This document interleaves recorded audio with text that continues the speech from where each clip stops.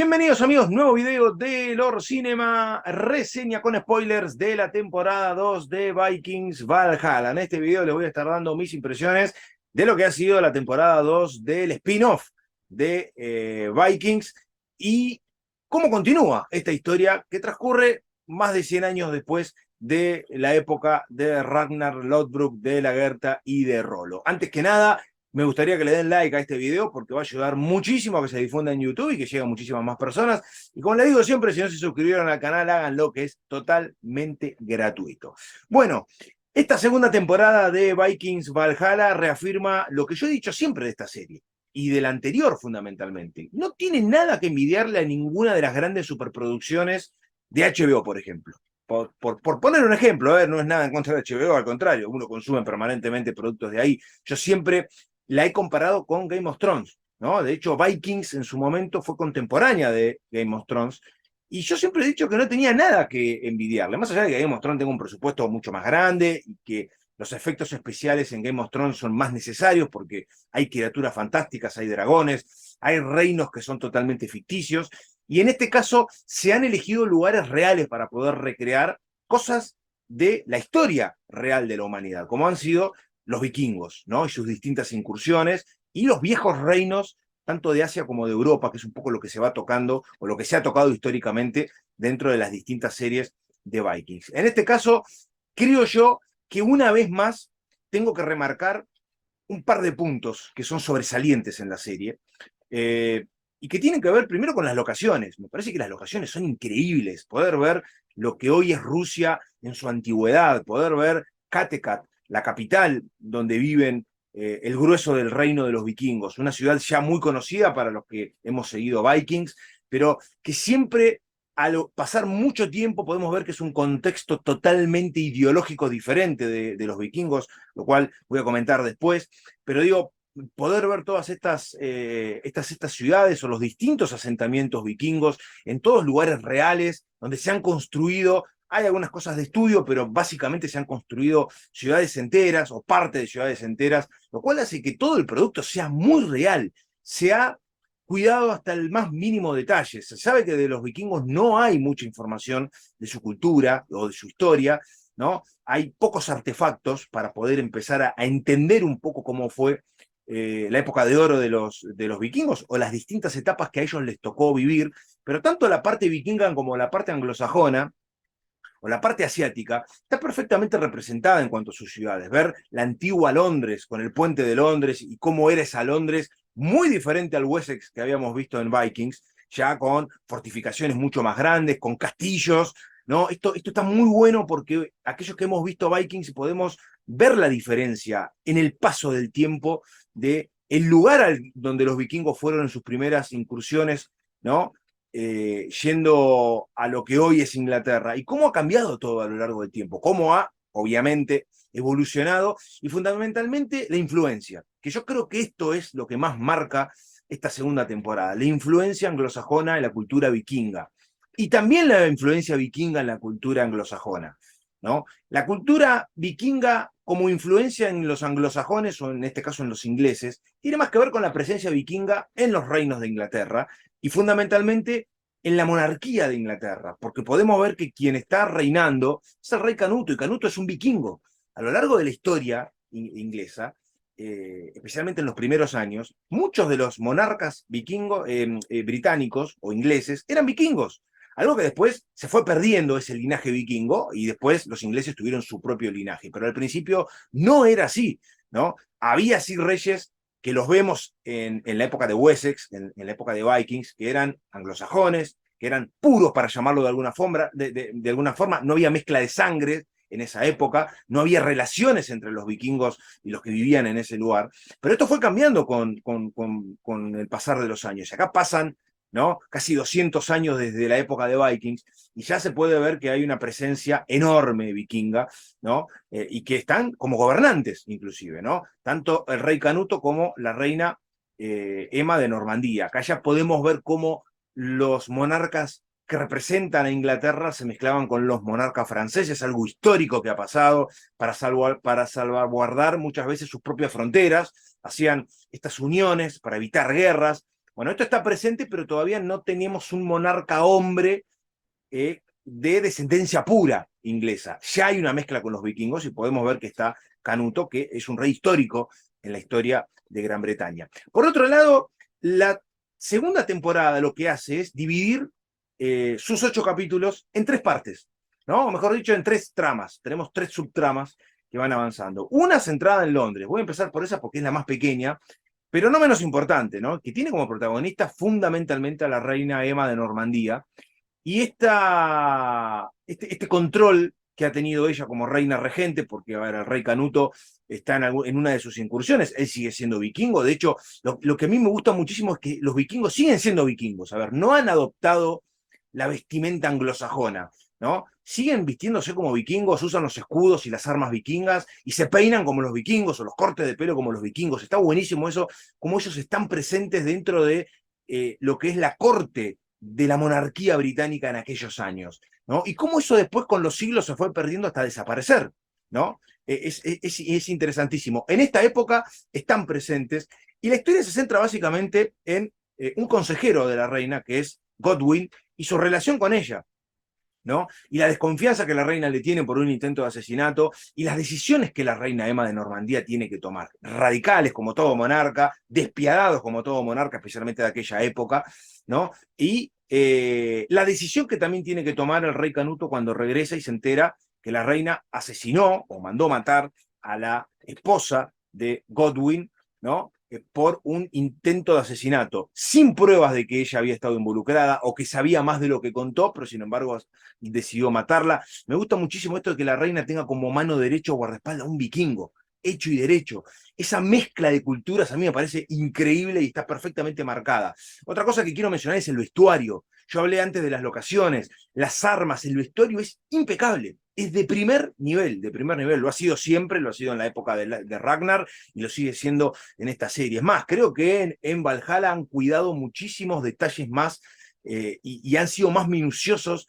Y obviamente la vestimenta es mucho más compleja que en los años anteriores, porque hay una evolución cultural, ¿no? Y de moda también, que está bien marcada. Ustedes van a notar que hay diferencias en las vestimentas de tanto de los vikingos como de los anglosajones y de los asiáticos, aunque se los ve menos en las series anteriores, pero acá se ve perfecto cómo la vestimenta es cada vez más compleja, cada vez más elegante, y cómo está bien marcada la diferencia entre los monarcas y los que no lo son, ¿no? Esto se va notando y hay una brecha cada vez más grande.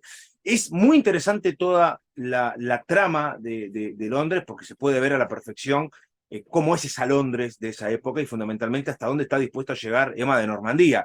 Por otro lado, el hecho de que el rey Canuto cuando regresa y se entera de lo que pasó decide unir a su sobrina, vikinga también, con Godwin, perdón, para que haya una descendencia, ¿no? Y que él, ante la pérdida de su esposa por decisión de la reina, al menos encuentre algo de consuelo. Las otras 2 subtramas son directamente ligadas con los vikingos. Una que tiene como grande protagonista a Leif Erikson y a Harald Sigurdarson, ¿no? Ellos 2 que viajan, ¿no? Y tienen que juntar una tripulación para poder llegar a Constantinopla, una de las ciudades más avanzadas de la época, ¿no? Y toda la peripecia que ellos tienen que lograr para poder llegar a Constantinopla. Acá donde aparece Rus, que es lo que hoy conocemos como Rusia, otra cultura perfectamente marcada con similitudes a la Rusia actual. Podemos ver las construcciones, la religión, se puede ver el tipo de vestuario. Claramente nos damos cuenta enseguida la ortodoxia de la religión que persiste hasta hoy o que perdura hasta hoy. Esos detalles son realmente increíbles, son impecables y están perfectamente cuidados. Todo el viaje de ellos hasta llegar a Constantinopla es perfecto. Es un viaje genial, es un viaje en donde se van encontrando con distintas tribus, en algunos casos nómades y en otras seminómades, ¿no? De guerreros, piratas y saqueadores, ¿no? Algunos que tienen como gran líder a un Khan, uno no deja de pensar en Gengis Khan o en lo que se terminó transformando más adelante, ¿no? Y todo ese viaje, quiero decir que todas las embarcaciones, las batallas que vemos, el viaje en barco por un río congelado, está increíble. Por eso yo hablo de que los efectos especiales en muchos casos son prácticos, pero son excelentes. No se notan. no se notan. Yo creo que es una historia muy interesante históricamente hablando, pero aparte va acompañada con calidad. Y la calidad es brillante. Toda la interacción de los distintos personajes a lo largo de esta historia, de estos dos personajes, tanto de Harald como de Leif, en su viaje hacia Constantinopla, el hecho de que nos hablen siempre del emperador de Constantinopla y que lo veamos recién en el último capítulo, y la diferencia de cultura con la gente de Constantinopla. Y cuando vemos a la ciudad de Constantinopla, hoy, eh, siendo la capital de Turquía, ¿no? La ciudad sigue existiendo, pero con otro nombre. Digo, hoy es Estambul, pero digo, desde el barco se puede ver una ciudad mucho más avanzada, muchísimo más avanzada de las ciudades que hemos visto, ¿no? Que Kattegat y que la mismísima Londres, que es bastante más avanzada que Kattegat. En realidad son culturas diferentes, pero se puede ver que ya hay, no digo pavimento, pero sí construcciones de piedra, ¿no? Y Constantinopla es algo totalmente diferente. Otra historia es la de Olaf y su relación con Freydis. Freydis, que es algo así como una especie de gurú, como una elegida, que va a un asentamiento vikingo y que es considerada la elegida en representación de los dioses. De los dioses quiero decir que es increíble cómo, para los que hemos visto Vikings, se ve la diferencia de cómo ha cambiado las creencias de los vikingos, cómo hoy la mayoría son cristianos y detestan a los paganos, y cómo en Vikings era al revés, es decir, los cristianos directamente no existían, ¿no? Eran solamente los que creían en el padre de todo, en Odín, y en los demás dioses, fundamentalmente centrado no solo en Ragnar, sino fundamentalmente en Floki. Pero digo, ellos empezaron a conocer el cristianismo en sus incursiones a Britania, a lo que es hoy Inglaterra, y cómo a lo largo de los años esa influencia anglosajona que yo les decía al principio, les cambió totalmente la religión, y hoy Olaf, por ejemplo, que está encargado de cuidar al hijo de Canuto, y donde el abuelo, o mejor dicho, el padre de Canuto, le dijo, o cuidás a mi nieto o yo asesino a toda tu familia. Él tiene un hijo y también una esposa, ¿no? Y Olaf tiene esa ambición de poder también para poder encontrarse con esa misión que él tiene, ese enfrentamiento que tiene con Freydis, las decisiones y los cambios en las costumbres de cada uno de los pueblos, cómo está marcado, cómo Freydis llega a este asentamiento vikingo y decide realizar algunas modificaciones, ella como gran gurú, ¿no? O como gran líder religiosa ante los líderes militares que la ven de costado y que no quieren saber absolutamente nada. Me parece que esas pequeñas subtramas están muy bien contadas. El enfrentamiento final de Freydis con Olaf, la forma en que Olaf muere, atravesado en forma lateral con una lanza y quedando en posición de crucificado cuando él es un fanático cristiano. Esos simbolismos que la serie nos va regalando me han parecido en esta temporada buenísimos. Yo creo que en general las tres subtramas han avanzado, cada una con una relación de fondo entre ellas, pero cada una avanzando en forma independiente, ¿no? En cosas que van a pasar y que van a tener influencia. Una directamente en Kattegat, otra con la llegada tanto de Harald y de Leif a Constantinopla. El regalo que ellos le llevaron al emperador, digo, era una de las tripulantes del barco, que era la esposa que se le había prometido al emperador, y una relación que tiene con Harald, ¿no? ¿Qué influencia puede tener Harald en el futuro? Puede entrar en conflicto con el emperador, un emperador agradecido que le prometió lo que ellos quieran, ¿no? Un Harald que viajó a Constantinopla para poder conseguir un ejército y volver victorioso como rey de Noruega a Kattegat. Bueno, ahora tiene el favor del emperador, pero hay una mujer de por medio. Bueno, un montón de cosas que se han plantado en esta temporada. A mí realmente me ha parecido muy buena. Los 8 capítulos creo que han sido muy bien aprovechados. Todas las batallas han sido muy bien mostradas. No hay exageraciones. Hay que aclarar que esto, al ser algo histórico, algo real, a ver, no se pueden ir mucho por las ramas, pero digo, han cuidado el vestuario, han cuidado las locaciones, la música, como siempre, sobria, pero acorde con lo que estamos viendo. Y me parece que la representación de cada uno de los personajes es buenísima. A mí el personaje de Olaf me pareció fantástico. La historia de Freydis es tremenda a lo largo de esta temporada. Y me encantó, por sobre todas las cosas, el viaje hacia Constantinopla. Me pareció eso muy bien ejecutado, muy bien mostrado, ¿no? Con pérdidas en el medio, pero toda la representación y los lugares donde estamos. A ver, yo miro la serie y creo que estoy en la época de los vikingos. Creo que estoy en esa época. Está todo perfectamente cuidado con escenarios, insisto, y esto me parece que hay que destacarlo, reales, reales, con construcciones que se han hecho para que todo sea palpable.